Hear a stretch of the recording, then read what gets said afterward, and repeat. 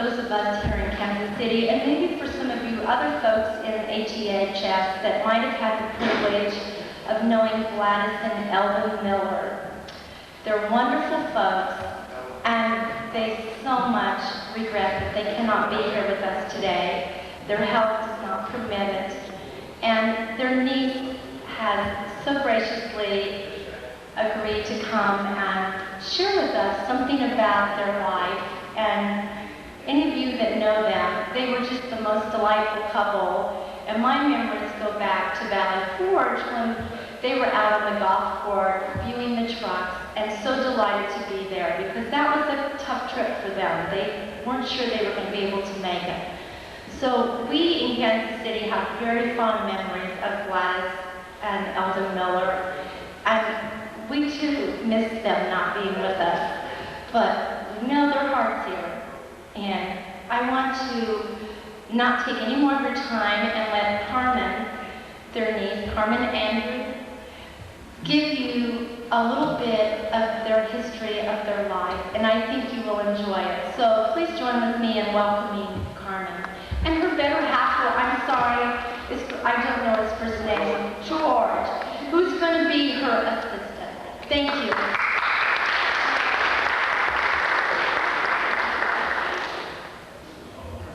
Thank you for that introduction. And I have to say that without George, this would not have been possible.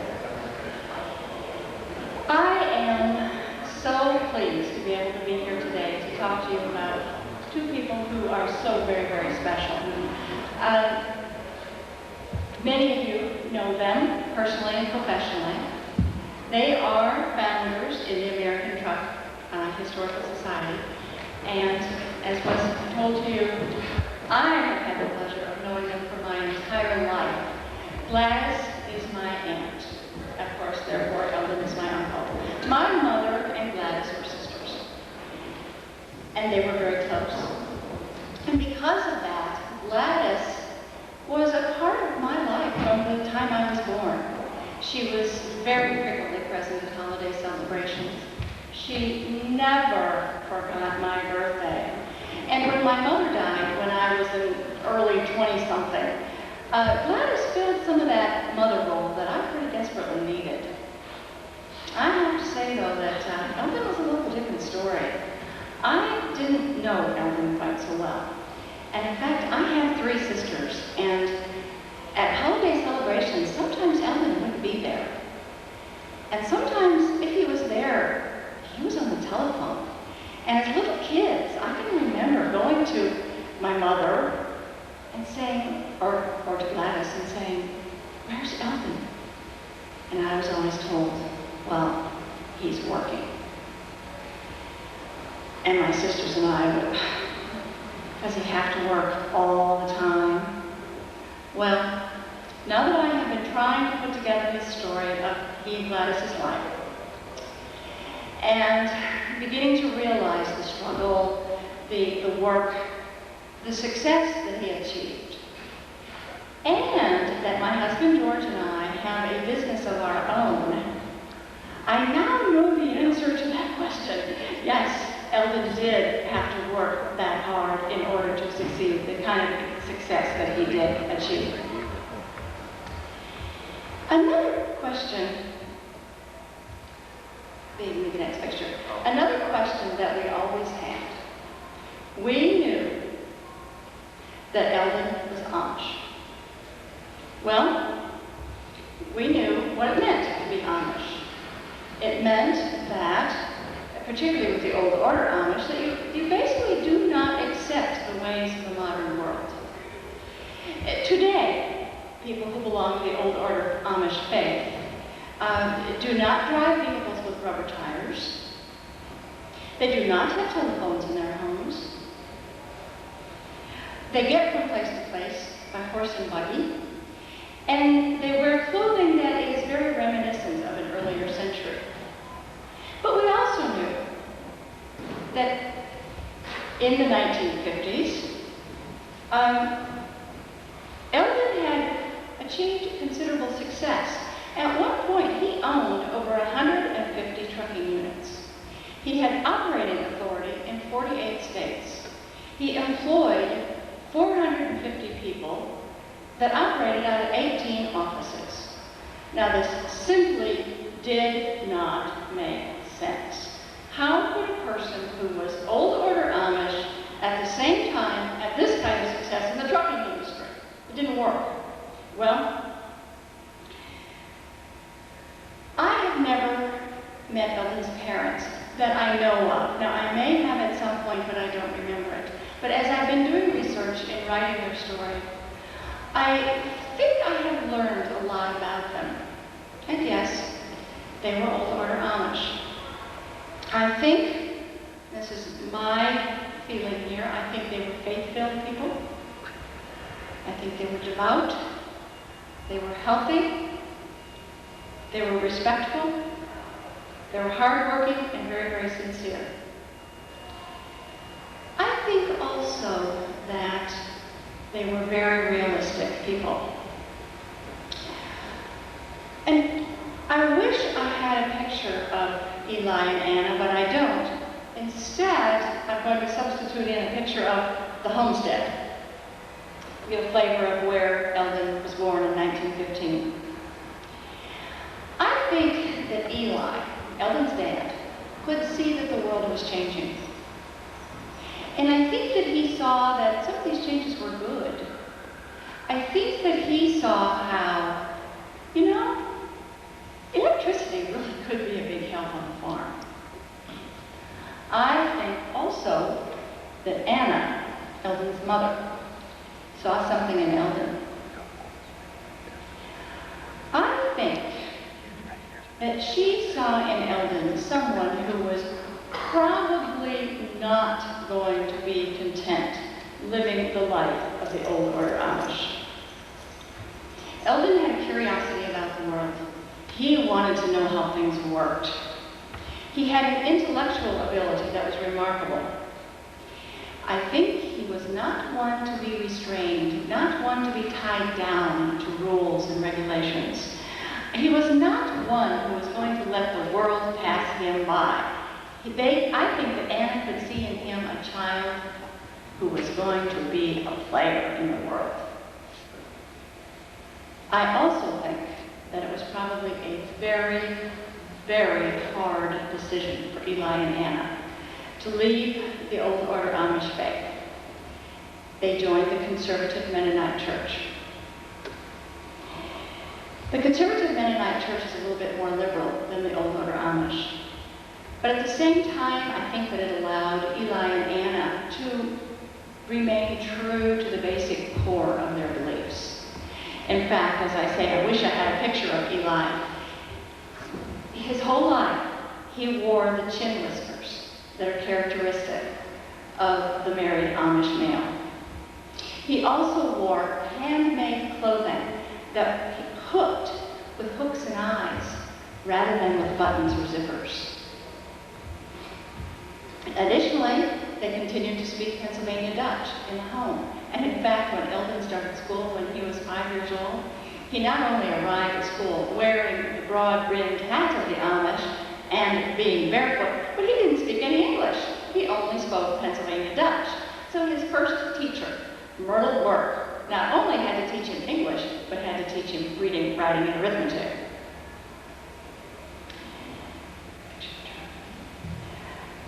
Farm children, for generations, are used to being around vehicles, and Eldon was no exception. In fact, he learned to drive by driving the Model T Ford around the farm. This is not the Model T Ford, by the way. I do not have a picture of the truck that I wanted to show you, but this is one in the style of what I'm going to be telling you about. In fact, it was not unusual for farm children, and is not unusual for farm children even today, to learn how to drive before they have driver's license, and truly Eldon was no exception to this. A daily chore for Eli was to take the milk into Iowa City. Now, this was a trip of about 20 miles, and Eldon often rode along to help. Well, one day, Eli was ill and was not going to be able to make the trip. So, Eldon and his mother decided they'd make it instead. They loaded the milk cans on the back of the truck. And of course, Eldon's mother did not know how to drive. But Eldon did. And he did know the way. The fact that he was only 11 years old and didn't have a driver's license was apparently somewhat immaterial. So they loaded the milk onto the truck and headed out, and apparently did just fine getting out of the farm lane, out into the road that led them to Highway 1. And Highway 1 had a hard surface. They headed north to Iowa City. Now, in Iowa City, what he had to do was turn off of Highway 41 onto Burlington Street. At this time, there was an interurban train that ran between Cedar Rapids, Iowa and Iowa City. And the interurban tracks crossed Burlington Street.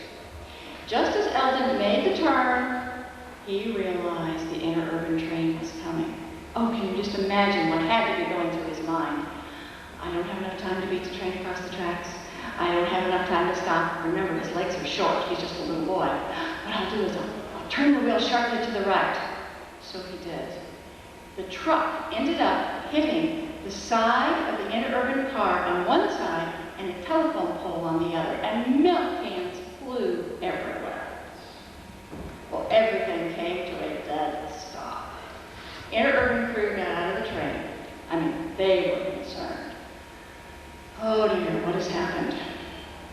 Well, they saw all these milk cans laying on the ground. And then they saw the passenger side door open.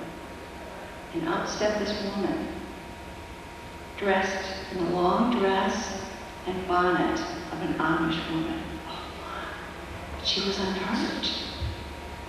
Then they looked over to the driver's side door, and what did they see but this little boy getting out? Had this little boy been driving this truck? Oh, he was unhurt. They were so relieved, and apparently everybody just broke down in laughter. The truck obviously was in need of some repair, but it was drivable. They loaded the milk cans back on the truck, and Eldon and his mother delivered the load to the dairy. I like to think of this as Eldon's first trip as a trucker. Full of adventure, but he got that load delivered. High school. Now, in the conservative Mennonite church, a high school education at the time was not something that was condoned. But Eldon wanted a high school education. So he walked to the end of the road, caught a drive with the neighbor, and went to high school, Sharon High School, every day. And while in high school, Eldon proved himself to be a very good student, as well as a pretty good athlete. He played basketball in high school. He had played ball for many years, softball and baseball, and he played basketball in high school. And in fact, Eldon credits much of his future success to the lessons that his high school basketball coach Offer, taught him. Well, he was a good enough student and a good enough athlete that he had desires of going to the Iowa State University in Ames. And as he tells it now, what he wanted to do was go to Iowa State University to study engineering and perhaps play a little bit of ball. But I suspect that at the time, he wanted to go to Iowa State University to play ball and perhaps study a little bit of engineering. But the motivation, whatever it was, the year was 1933. And we know what 1933 was, the height of the Depression. And no one was unaffected. The Miller family farm had been reduced from 160 acres to 100 acres. And there were now 4 more children in the family. And I think that some of you may have met some of these children. You may know Cora, Paul, Nettie, and in fact, Monroe, who is here, he and his wife are here right now, today. The family simply did not have enough money to send him to college. If he was going to go to college, he was going to have to go out and earn it. Well, the corn needed husking. He borrowed a team and wagon from his dad. And Eldon was a pretty good cornhusker. You can see him in the picture. Well, you can sort of see it in the picture. George has the arrow pointing to where he is on the team. He could husk 100 acres, or 100 bushels of corn from working from dawn until dark. And he was paid 3 cents a bushel. 100 bushels, 3 cents a bushel. Didn't take Eldon long to realize that at $3 a day, it was going to take him a long time to earn enough money to go to college. If he was going to earn money to go to college, he was simply going to have to get a job away from the farm. Well, several years had passed since his run-in with the interurban train. He'd grown a little bit taller. He'd become a little bit more experienced as a driver. And I would like to think he also got his driver's license somewhere along the line. He decided, you know, he could use his driving skills to earn money to go to college. So he started to haul wood for the neighbors. People heated their homes with wood at that time. He was going to haul wood. It didn't take him long hauling wood to realize he needed a bigger truck. So he and his dad went to the Hills Bank, and there was a young banker there by the name of Albert Droll, who took a chance on Eldon. No. And loaned him $300.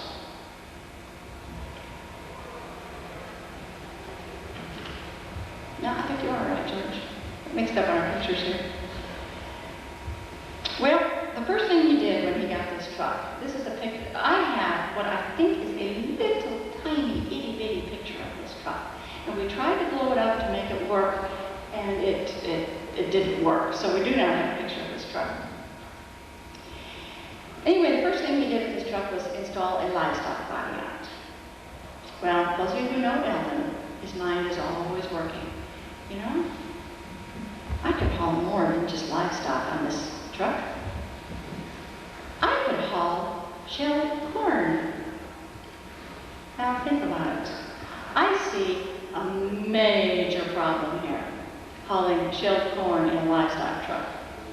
But I think Eldon is not one who saw problems. I think Eldon is one who saw solutions. Well, all you have to do is clean the livestock body really, really well, and somehow we're going to have to do something about the slats. The open slats inside the livestock truck. Corn's going to fall through. At that time, people carpeted their homes with a hand-woven carpet.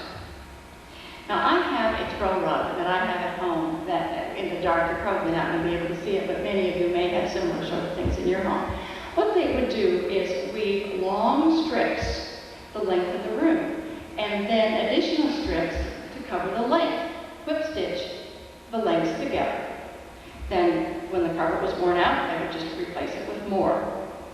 Well, Eldon took some old carpet that his mother had, took the strips apart, and draped the strips over the side of the livestock body.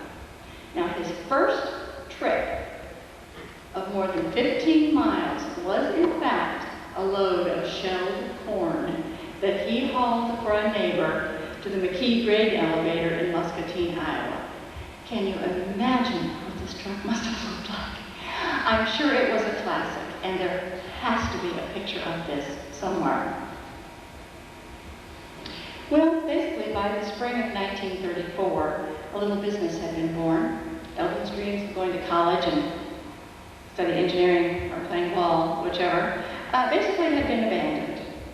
On November 8th, 1934, a little hard to read, we haven't had a chance really to practice our pictures with this projector. The Board of Railroad Commissioners of the state of Iowa issued a truck operator's permit to Eli, Eldon's dad, and Eldon. Eldon operated the business out of his parents' home. He was 19 years old. Well, you and I know that basically anybody can start a business. But it's quite another thing to make business survive those first few years. For Eldon, these first few years came during the Depression, and he was just a kid. He knew that if he was going to be a success, he was going to have to keep his truck rolling. And to keep his truck rolling, he had to get as many hauling jobs as he possibly could. Traditionally, at that time, cattle were shipped to the stock market in Chicago, either a full rail car load or a full truckload, which essentially only the big feeders would have access to the market, because only the big feeders would have enough head at one time to fill up a rail car or a truckload. There were a lot of small farms in the area, and Eldon felt he could serve them. There is no, again, Eldon seeing solutions rather than problems. There was no reason why he had to haul a complete load of steers. He could haul steers, pigs, cattle, steers, pigs, cows, I'm getting mixed up. Steers, pigs, sheep, chickens, all in one load. It didn't matter. And there's no reason why they all had to be from one farmer. He could pick up a couple of steer here, and some pigs and some chickens there, and some goats from someone else, and haul them all at once. I see problems, he saw solutions.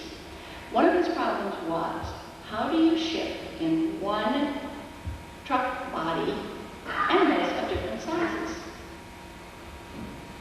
He developed a hand-fastening compression system that he used to make sturdy and secure compartments. And then when it came time for the next load, all he had to do was readjust where those were, and he could make compartments of different sizes. Second problem that I see, solution that he had, was if we have animals from different farmers, when we get to market, how are we going to know which animal belongs to which farmer so they can get paid? Well, he used a clipper. Now, apparently, animals didn't always want to be clipped with an identification of the owner, and in fact, apparently, on one occasion, one animal gave him a particular tussle about it. He ended up stabbing himself in the chest with the clipper. He went on. Eldon is finding his niche. He's going to serve the small farmer. There's another situation that existed in Iowa at this time in the 1930s that could help him find his niche. My father always used to say that Iowa was the place where the tall corn grows and the mud roads begin. And in fact, the roads in Iowa were not paved for a long time. In fact, I can remember in the 50s, many roads not being paved. In the winter and the spring, when the roads thaw, or when the rains come, the dirt very quickly turns into a sticky, muddy, gumbo kind of consistency, and nothing moves. Well, during those times, farmers couldn't get their animals to market. Aha. Not a problem, it's a solution. Eldon knew that at night, when the sun went down and it got cooler, a crust forms on top of the mud. And the crust is very often firm enough the person could drive on it. If he could get into the farm, load up the animals, and get out to the highway before the sun came out and thawed this crust, he could get the animals to market. Well, what does this mean? It means he's going to work at night, in the dark, and the cold.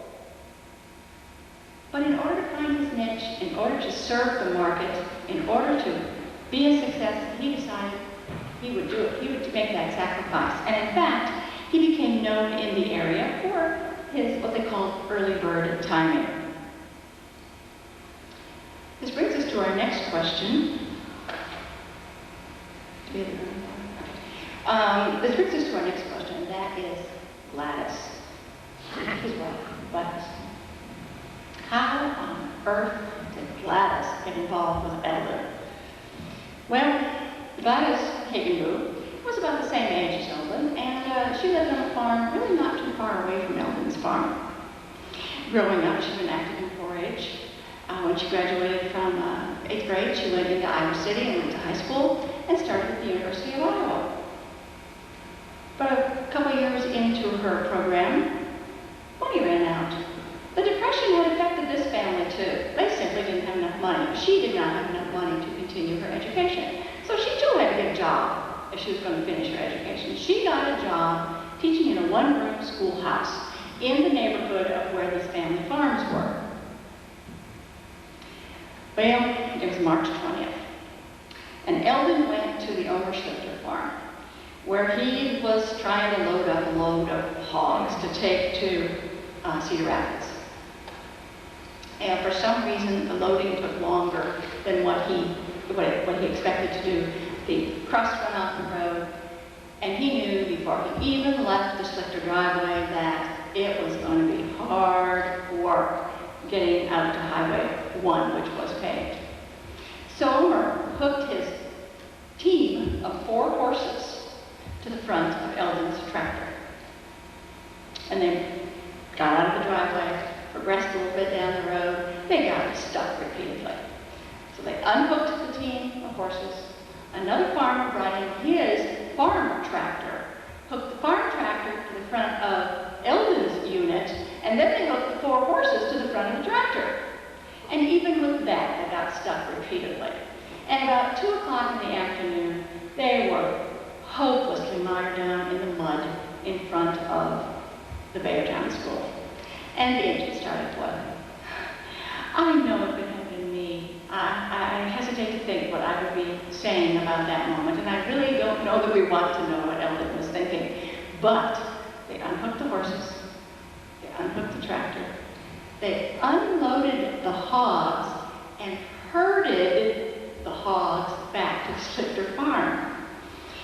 Eldon, in the meantime, decided he'd go over to the schoolhouse to see if he could get some water to put in his engine. And he did. And there at the schoolhouse door, he met Miss Gladys Hagenboo. I asked Eldon one day what he saw in Gladys, and he said, oh, she had a beautiful smile, and she was so pretty. And you know, Gladys still has a beautiful smile, and she is so pretty. Frankly, this is me, but I think Eldon fell in love with her at that moment. We can assume that Eldon went back to the Schlichter farm, loaded up the hogs, and took them to wherever it was they were to go. The important part of the story is this is where he met Gladys, the truck. About the same time, Eldon purchased a Model 35 International tractor. And it was good. He was proud of his tractor. It even had a sleeper cab on it. And one of the first things Eldon did was built a wooden box, a wooden toolbox that he mounted on the back frame of the tractor.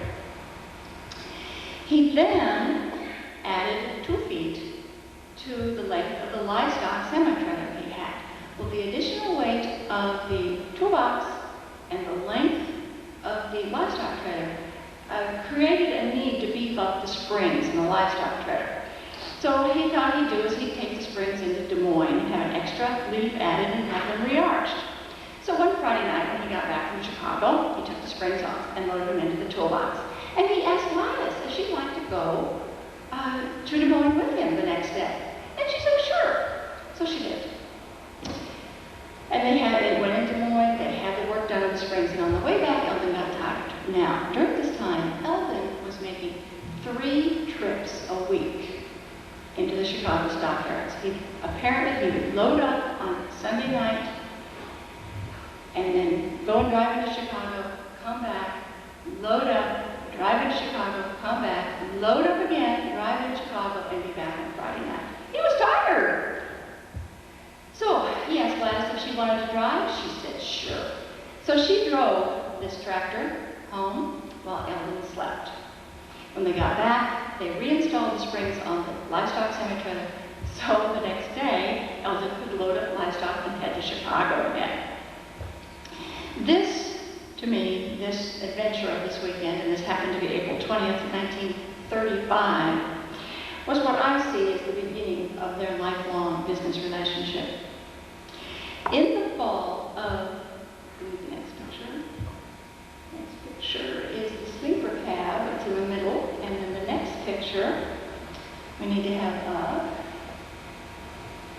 The fall of 1936, Gladys had gone, by then she'd gone back to college, she finished her degree, she had her teaching certification, and she signed a contract to teach domestic science and other subjects at Lisbon High School. Her contract is fascinating. If any of you are teachers, have teachers in your family, it's a gem. She was to be paid, George has the arrow pointing, she was to be paid $95 a month. That B where the arrow is, it's very difficult to read. She was not to smoke or drink at all. She had to state that she was unmarried at the time of her contract, and if she should be married, her contract would be terminated immediately. Well, what did we expect? But on a Saturday morning at November 8th, 1936, now Gladys had signed this contract in the fall of 1936, here's November 8th. He and Gladys drove this sleeper cab that he was so proud of to Cahokia, Missouri, found a minister, and got married. They eloped. Could we expect anything else? They drove a sleeper cab back to a schoolhouse in Cedar Rapids, Iowa, parked in the parking lot there, spent their first night there. The next day, Eldon drove Gladys to Lisbon so that she could prepare for classes on Monday, and he drove back to the farm to load up to take cab to Chicago that day. As I say, could we have expected anything else? And incidentally, Gladys resigned her teaching position at Christmas, and she was not fired.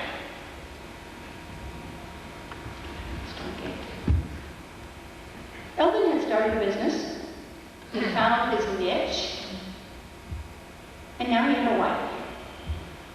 But he continued to operate on a shoestring. Money was always short. When he delivered a load to the stockyards in Chicago, he would dun the livestock commission for payment so that he could finance his trip back. He would get about $28 to $30 for delivering a load. The price of gas had just gone up from 19 cents a gallon to 20 cents a gallon. That hurt. So what he would do is he would go to a street in Chicago, Halstead Street, and he would go to the taverns and cafes, find a load broker who would see if he could find a load. If he could return with a load, he could get some additional money. Well, one time, during the summers, Gladys, when she was not teaching, would ride along with Eldon. And in fact, she often drove. Eldon told me that he had her drive the flats of Illinois because there was less chance of the load shifting while she was driving the flats. One time after they had delivered the load, they went to Halstead Street. Gladys stayed in the cab. I have a feeling she probably felt more comfortable there. Eldon had the money in his pocket that he had gotten for his, that he had done the livestock commission for. Went into the cafe, found the load broker, see if they could find him a load, and while he was waiting, he sat down, put his head down on the table, and fell asleep. Well, pretty soon, one of the load brokers came out to Gladys and said, "Hey, you better come in here and get Eldon. I've heard some men talking. They know Eldon has money. They are planning to hit him over the head, knock him out, and take that money." Well, of course, Gladys went in, she woke him up, and they got out of there. I think that this was probably their very first lesson, or one of their very first lessons, in living life cautiously. And any of you who know them know that they did. Much of their life, they lived their life very cautiously. They learned a very good lesson here.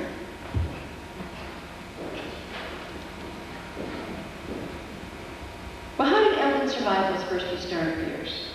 He worked long, hard hours. He found his niche by doing things that others were unwilling or unable to do. He saw solutions when other people saw problems.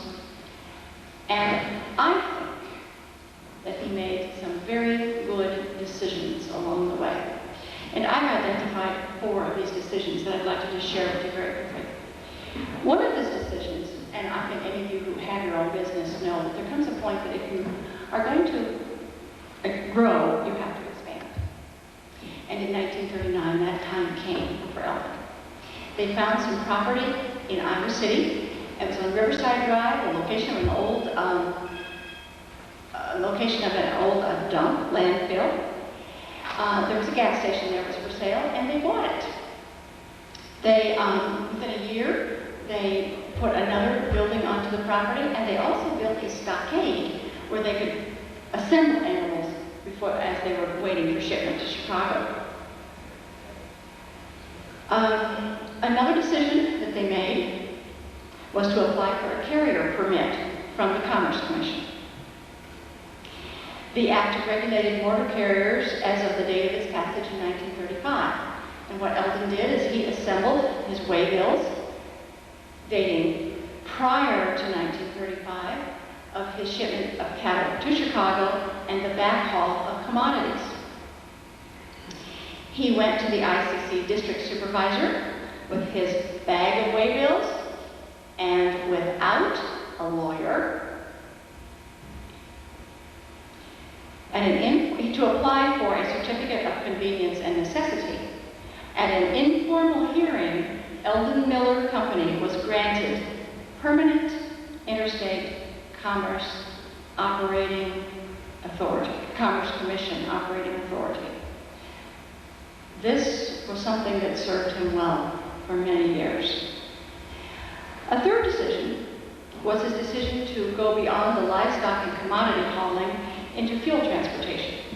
In 1942, the United States was at war, and the need for fuel transportation was becoming a paramount concern. The Defense Department had regulated that railroads would carry fuel of distances greater than 150 miles. But Eldon knew that those shorter runs would become very, very crucial. The trend had happened in other parts of the United States. It was sure to happen in the Midwest. So he went to Washington, D.C., where he applied for the priorities to purchase 5 fuel tankers. I think also that perhaps a part of this, as being a conscientious objector, that this was a way he could still serve the war effort. Now, the Great Lakes Pipeline at that time had a terminal in Iowa City, or actually it was in Coralville, Iowa. Coralville is a bedroom community of Iowa City. And he felt that this would be an important distribution point. He put in a bid to haul fuel oil from this facility. However, when his tankers came, the terminal had never dealt with transferring fuel oil to tankers, and had always been with rail. Eldon had to take one of his trucks to the terminal, where they essentially established the entire, what I call, protocol for the transfer of the fuel oil into the tankers. The road, how to get in there, the path to take, the fittings necessary for the transfer to take, all the things that were necessary. Eldon worked with the people at the terminal to work all this out. And as a result, his were the first trucks out of the Coralville terminal. Very good decision on Eldon's part. During World War II, Eldon Miller Trucking was hauling gasoline and fuel oil 24 hours a day, 7 days a week, and the drivers worked 12-hour shifts. In March 1944, the company was approximately 150 loads behind schedule. It was a Sunday night. A driver didn't show up, and the plant in Cassville, Wisconsin was out of gas. So Eldon decided that he would make this run. Well, it was a dark and stormy night. The road was gravel, the path was hilly, the ditches along the side were running full. The road was deserted. I think Eldon was a little bit scared. And in fact, on the last hill into Cassville, he got stuck. He took blocks of wood, blocked the tires, drove a little bit, went out the blocks of wood from behind the tires, drove as far as he could, got the blocks out from behind it, and progressed up the hill to the plant in this fashion. He arrived about 3 o'clock in the morning. He got the plant operator out of bed, they unloaded the fuel, and Eldon turned right around and came home. This was Eldon's last trip as a driver. I like to think that this last trip as a driver was just as full of adventure, of daring, of living a little bit on the edge as his very first trip when he had to run in with the interurban train.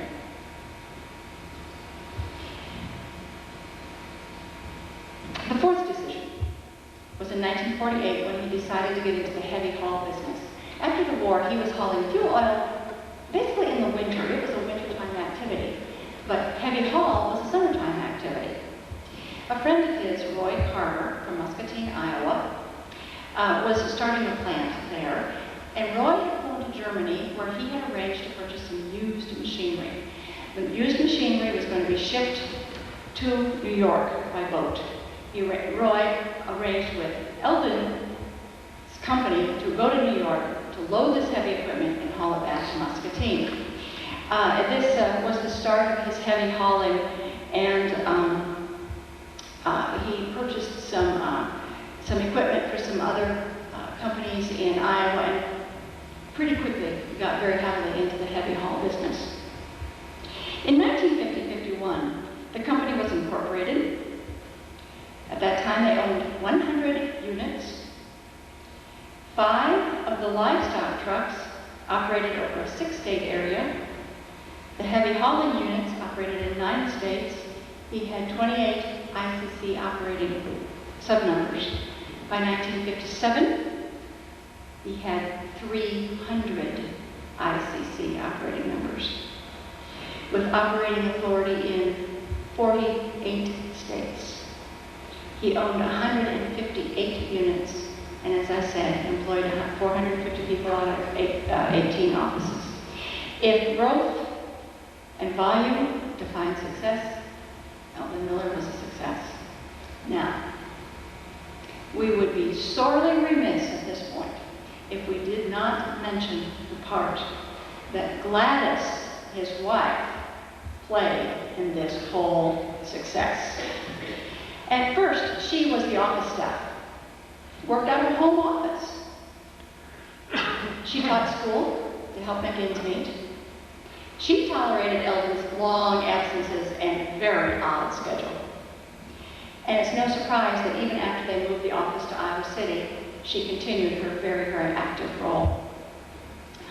I see them as working very, very hard, but I see them as working together, and they work for the same cause. I see Gladys as a woman ahead of her time and a woman of her time. As a woman of her time, she was the supportive wife. She stood by him at business and social occasions. She provided a home environment that was necessary for Eldon to do what Eldon needed to do. Because they had no children, she was able to devote her time to her home and the business. She also made time for her family, her mother, her sisters and brother and in-laws, and her nieces, me, and nephews, as well as her church family. As a woman ahead of her time, she knew that business inside and out. She started out as a truck driver, a solicitor, and a dispatcher. She was the office staff, and then as the business grew, she became the executive secretary. I think, this is me, I think it was her flexibility and her intelligence that served both the marriage and the company very well. I know my husband and I are in business together ourselves, and husband and wife in business together can be very, very hard, but it can be very good too. And I think what Gladys and Eldon did is that Each one assumed a role that was separate from the other one. Each one recognized the strengths of the other person and the limits of the other person and filled in the holes where it was necessary. And actually, the process must have worked. I think this year they will have been married 66 years, or have been married 66 years, and it will be 67. I have pretty much come to the end of my time. There are many, many stories about Gladys and Eldon I'd love to share. I'd like to tell you about when he lost his brakes going down the Bradesdale Street Hill in Davenport, Iowa, the accident and fire just outside of Mendota. He had an airplane that he flew from his office to various offices with. The years he spent in Kansas City, his time on Wall Street, and more recently here in Kansas City, his work with the West Side Fountain Committee, the West Side Redevelopment and Construction Committee, and now even in Kelowna, Iowa, where they live, he is working for the establishment of a chapel at the Pleasant View home, where his parents resided for a number of years and where they are residing now.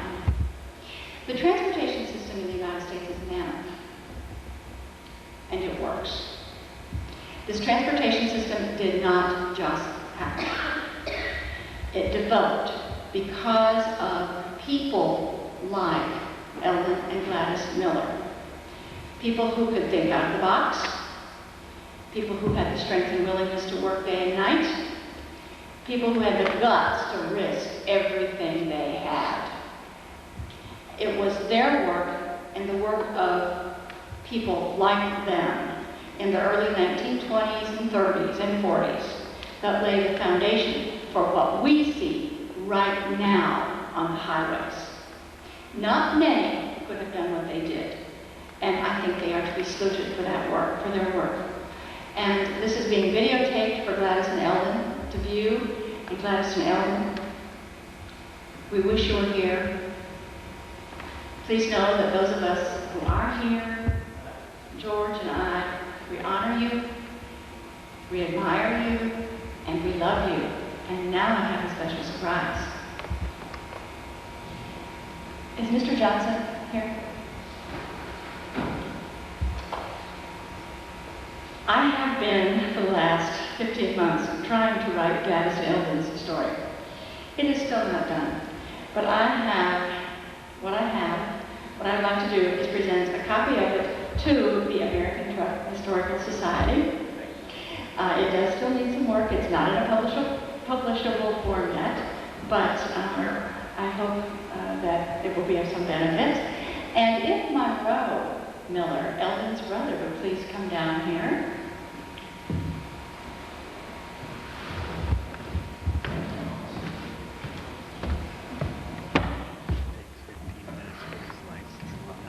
I have a copy that I would like very much if you would take to Eldon. It's a copy of what I have done so far. I have another copy that I would like to give to you as well, to take back to Kelowna for whomever might enjoy reading it, I don't know. But please know that this is not a finished document. It's been my pleasure to do it, and I hope you enjoy some of the stories in it and will make corrections and revisions as necessary. Thank you.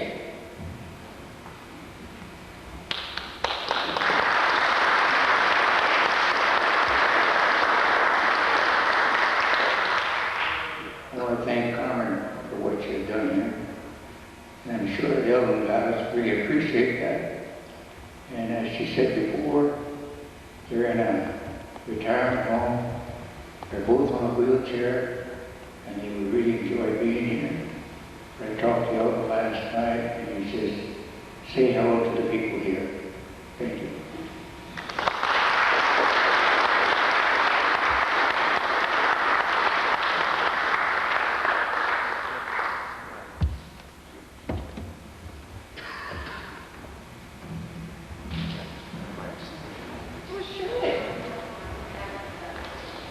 I just beg your indulgence for a couple minutes. Two milestones in my life that have to do with Elvin Miller. In 1946, I was a teenager living in Chicago, and at that time, trucks weren't too big, unless they were just a city truck. And one day I was on the curb of Archer Avenue in Chicago, and I saw this beautiful looking K-model International, 3 axles at that, with a tandem axle cattle trailer coming in on Sunday night to be at the stockyards on Monday morning. And so I quick rode down to Iowa City, and I think I sent a letter without an address. In those days, you could get it there. And I got a letter back, and it said, "Keep up the good work, young man. If you're interested in trucks, it's a hard life, but you'll find it interesting." I saved that letter and the photos he sent me, and I'm going to give you a copy of that so you can add it to your collection. And then, being with the awards committee for many years with ATHS, it was great to be able to present those 2 Founders Awards in 1993 and 1994. And when we presented the award to Gladys, I said, "Yes, I remember the letter that he sent me." She said, "Wait a minute, who do you think typed that letter that night?" She said, "If you got a letter signed by Elvin, I'm the one that typed it after I got done with my other chores." And thank you very much.